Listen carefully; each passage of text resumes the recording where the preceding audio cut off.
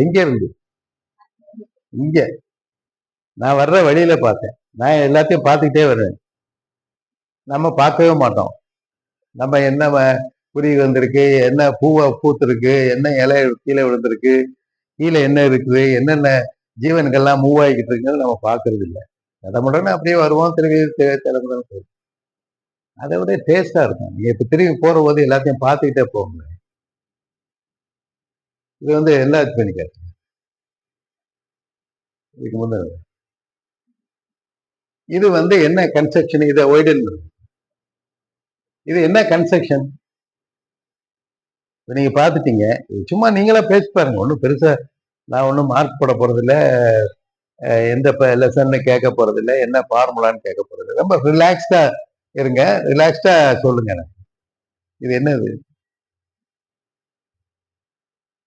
யாராச்சும் சொல்ல ஆரம்பிங்கல்ல, அப்படித்தானே மற்றவங்க சொல்லுவாங்க. சரி, இப்ப அதாவதுப்பா இது கிளைமேட்டிக் கண்டிஷன். கிளைமேட்னு நம்ம சயின்ஸ்ல படிப்போம்.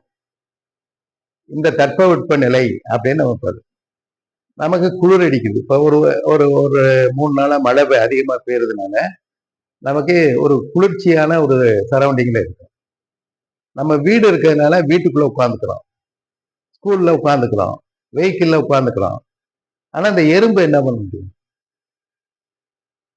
இந்த எறும்பு பூமிக்கு அடியில போய் ஒரு ஓட்டையை போட்டுட்டு உட்கார்ந்துருக்கலாம். எது வரைக்கும் அந்த தண்ணி மழை நின்று அந்த அது இருக்க இடத்துக்கு நிரப்பிக்கிட்டே இருக்கும். அந்த நிரப்புறதுக்குள்ள அது உயிரோட வாழணும். உயிர்கள் வாழ்வதற்காகத்தான் இருக்கு. மனுஷன் மட்டும்தான் தற்கொலை பண்ணிக்கிறவன தவிர எந்த உயிரும் தற்கொலை பண்ணிக்கிறாரு.